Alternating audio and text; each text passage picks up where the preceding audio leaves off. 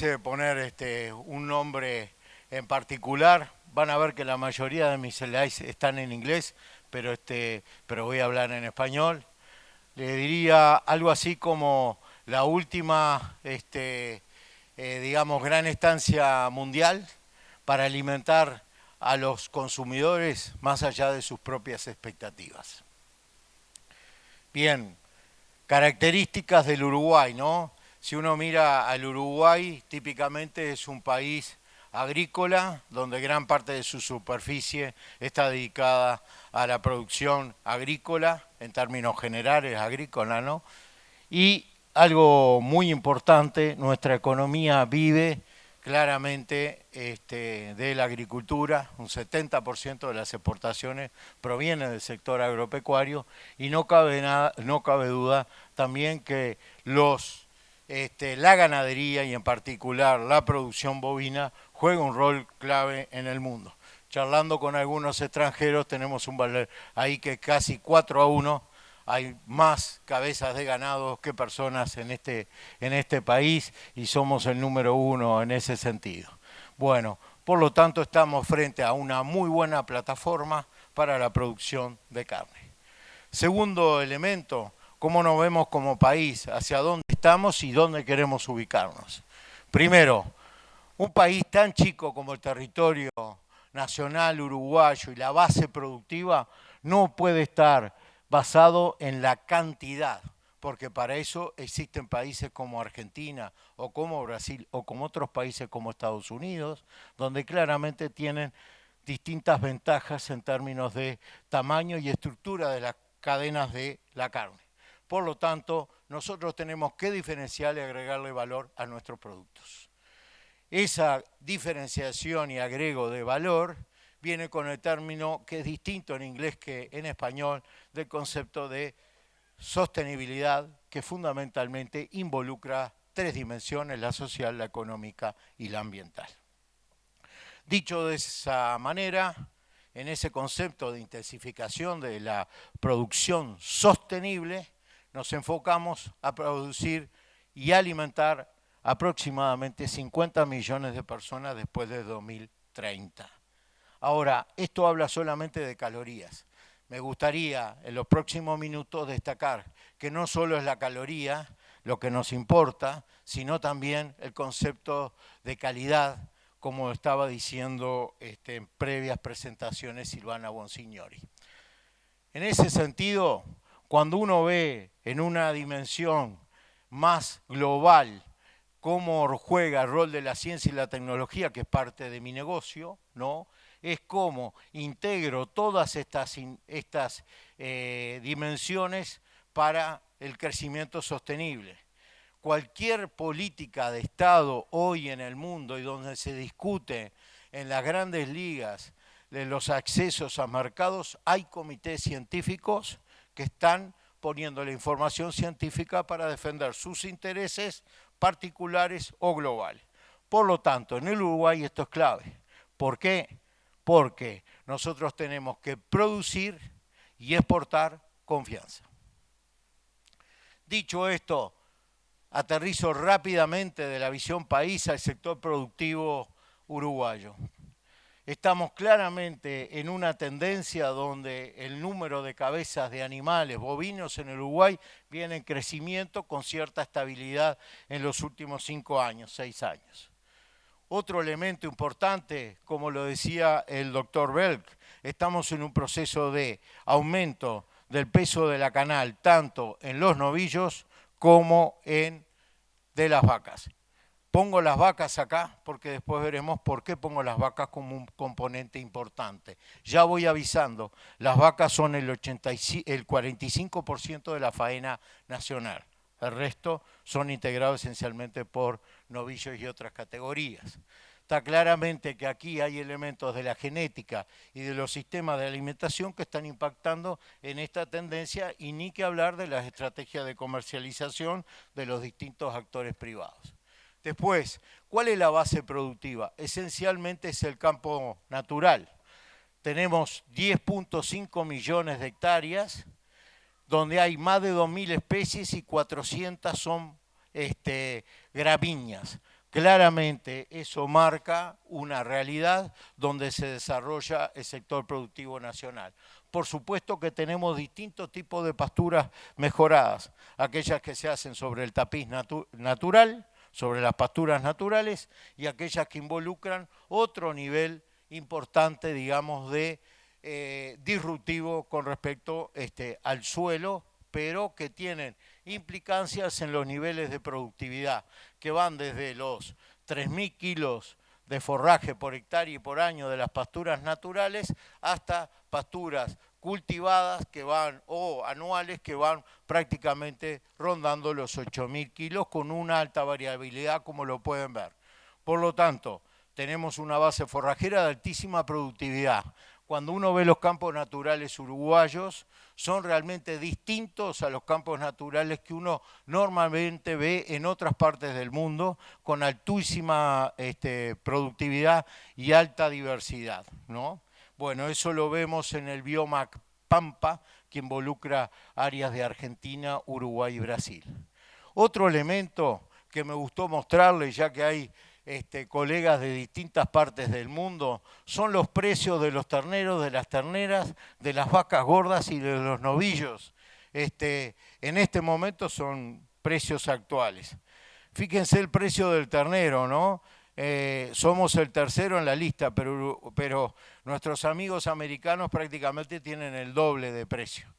Ahora, fíjense en la vaca gorda, ¿no? Fíjense, el peor precio es el de Argentina, pero después le sigue Estados Unidos. Y lo importante que me pareció era destacar que en términos del precio relativo, la vaca en Estados Unidos, que es más un producto de manufactura, representa solo 32% del precio de un ternero. Sin embargo, en nuestro país es el 72%. ¿Por qué digo esto? Porque quiere decir que la vaca no es un subproducto en el sistema ganadero uruguayo, y lo quería destacar para poder entender todo lo que ustedes vieron durante la recorrida de los sistemas productivos del país. De hecho, los sistemas que se dedican a la cría, el 50% del ingreso prácticamente viene por la venta de vacas. Bien, dicho esto, jugué con los números, tranquilos los uruguayos, estos son los costos de Uruguay, pero con los precios de los distintos países. Acá está el caso de Uruguay, que está en el verde, donde se ve que a medida que aumenta la tasa de destete, hay un aumento en el margen neto de los sistemas criadores. Pero miren, si tuviéramos los precios de Estados Unidos de $4 el ternero, estaríamos subiendo rápidamente a niveles de prácticamente $180 de margen neto por hectárea. Estamos con los costos, por supuesto, del Uruguay. Bien, eso marca claramente la importancia de la producción de carne del sistema creador con la vaca dentro de ello. Y aquí ven números que certifican cuánto gana por cada porcentaje de preñez. Acá no voy a hacer una lista, lo único que me importa es decir que prácticamente el 30% de los novillos que se faenan en el Uruguay, que arrancan con un ternero destetado de 150 kilos, empiezan la fase de recría de 350 y llegan a 500 kilos, ¿no? Prácticamente el 30% viene del campo natural, por eso la importancia del campo natural. Y ahí pueden ver que prácticamente estamos hablando de un 50% de los novillos que están viniendo de sistemas de pasturas mejoradas con campo natural, y le incluyo también a la suplementación. Y finalmente, de los corrales de encierre estamos en un número creciente, pero que aún no ha llegado todavía, estamos alrededor de un 20%. Bien, con una combinación de pasturas. Cuando fueron a la estanzuela, ustedes vieron que estábamos en un sistema de prácticamente, después de entrar un ternero de 180 kilos, llegábamos en un año a un novillo de 500 kilos. Esa sería la versión más intensa de este proceso que estoy mostrando aquí en el Uruguay. Por lo tanto, pueden tener una idea de los machos, de dónde provienen y cómo se alimentan. Bien, otro tema importante, ya con una visión de un país que exporta prácticamente entre el 70 y el 80% de la carne que produce en términos históricos y en las últimas décadas, nos queda un desafío muy importante, que es aumentar la productividad en una visión integral, como le había dicho, de la visión de las tres dimensiones de la sostenibilidad. Pero lo tenemos que hacer con menos tierra, menos agua, menos emisiones de gases de efecto invernadero y con menos energía. Esto tiene cuestiones de tipo de acuerdos internacionales, tiene cuestiones económicas y tiene cuestiones locales, como en todas estas políticas. Lo más importante es que nosotros hemos medido esto. En una visión no menor de empezar desde 1951 hasta 2012, vemos que los gases de efecto invernadero vienen en bajada en términos de la intensificación de la ganadería, que pega un salto cualitativo, si uno lo ve en términos históricos, en los años 90, en términos de productividad. Bueno, y eso fue creciendo a través del tiempo. Por lo tanto, esta es una medida que utilicé para dar un ejemplo. Pero lo más importante es, proyectando el país hacia adelante, en esta iniciativa internacional donde Uruguay puso el caso de la carne, los otros países que integran esta iniciativa pusieron otros rubros. Acá pueden ver, no tengo un señalero, pero lo voy a decir, es los sistemas productivos que están un poquito por arriba, en línea base de unos 100 kilos, proyectado a tener 130 kilos de carne en el 2030, con un aumento del área de pasturas de un 30% y con un incremento de la suplementación de 19 prácticamente a 40 kilos por hectárea, ¿no? Podemos aumentar a 3 millones la cantidad de cabezas de faena, podemos aumentar a casi 4 millones y medio el número de vacas y podemos tener lo que tenemos hoy, prácticamente 12 millones de cabezas. Y bueno, y mejorar todos esos indicadores productivos sobre prácticamente la misma área productiva, pero con una composición distinta. Pero lo que más me importaba ver en este proceso de modelación es que esto va a favor de la producción, pero automáticamente estamos bajando la huella del carbono, estamos bajando los niveles de nitrógeno por cada kilo de peso vivo producido y prácticamente tenemos efecto cero sobre la biodiversidad. Otro tema que estuvo acá arriba, quiero incorporarlo porque es parte de la estrategia de diferenciación del Uruguay, es un sistema de trazabilidad que se ha ido sofisticando en el tiempo y ha permitido claramente diferenciar y posicionar muy bien al país. Y esto, mirado desde una perspectiva histórica, seguramente es parte de uno de los capitales más importantes que vamos a tener como país. Y otro elemento importante es los conceptos de marcas. En un proceso de crecimiento continuo de las marcas, como fue dicho, y esto requiere cada vez, y lo pueden decir los sectores, los gobiernos y el sector privado, requieren de procesos de certificación cada vez más sofisticados, hasta llegar, en este caso, en China, con un barcode, viendo de dónde viene la carne del Uruguay. Finalmente, desde el punto de vista de lo que es el concepto global de el término de una sola salud, es importante los conceptos de no solo los animales y la gente, sino también el ambiente.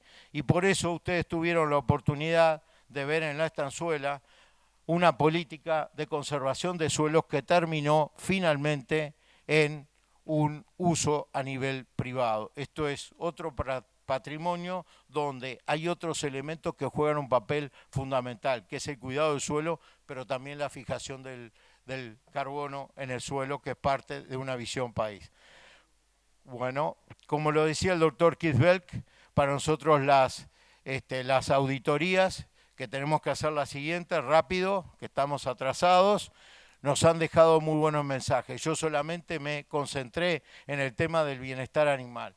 El medir, como decía Deming, nos permite mejorar. Esto claramente ha sido alguno de los elementos que nos permiten agregarle valor a la producción, pero aparecen nuevos desafíos relacionados con temas relacionados al ambiente. La genética, bueno, Uruguay y en particular la raza Angus tiene hoy un crecimiento, esa gráfica que ven que viene en crecimiento, son prácticamente 120 cabañas que entraron en un proceso de mejoramiento genético. Eso ha sido producto de un trabajo mancomunado entre las distintas instituciones, entre la Asociación Rural del Uruguay, la Facultad de Agronomía y el INIA, y ni que hablar de los de los criadores. Es importante decir la importancia de la incorporación de los índices de selección en la medida económica, y es el lenguaje que se habla con el productor, y ni que hablar la selección genómica, que va a ser parte de un bloque en la tarde. Bien, y otra cosa importante también que hemos medido es el tipo de carne que producimos y el impacto que tiene sobre la salud. Y finalmente, estamos cerrando, me queda un minuto, estuvo en la pregunta anterior, y la pregunta se la paso a ustedes, ¿no? Bueno, ¿qué tipo de carne queremos producir? ¿Un commodity o un specialty? ¿No? Y tuve algunos ejemplos de vinos que salen 340.000 euros, chocolates de más de $1.000, el azafrán de más de $3.000, o el bull cheese de más de 1.000 euros por kilogramo. Bueno, ¿dónde nos queremos posicionar? Bueno, eso está claramente marcado por algunos elementos que hacen a llegar a mercados de alto valor y muy sofisticados, que es productos y procesos de certificación, tener marcas, trazabilidad, una base científica robusta y marketing y comunicación. Y finalmente, de esto se trata, es cómo, digamos, se conecta el sector productivo con el consumidor final.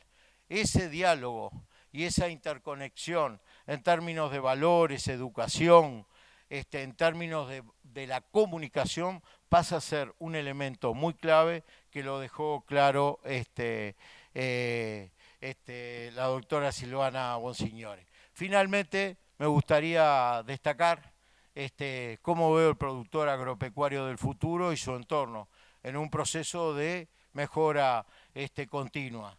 No voy a ir por solo todos ellos, lo único que voy a decir, algunos elementos que me parece que hacen a algunos desafíos. Y me voy a conectar en reconocido y conectado con la sociedad. Claramente, el estar conectado, el productor, con la sociedad pasa a ser un elemento clave en ese vínculo entre el consumidor y el productor. Y finalmente, algunos mensajes de lo importante que es apoyar la ciencia y la tecnología. Espero que ustedes los hayan visto durante nuestra jornada en la estanzuela y todos los trabajos que se vienen haciendo. Y por supuesto, agradecer a todo este equipo de INIA y ni que hablar a la sociedad de creadores. Con toda la información que yo utilizo acá, viene mucho porque hay una cantidad de productores que trabajan junto con nosotros. Muchas gracias.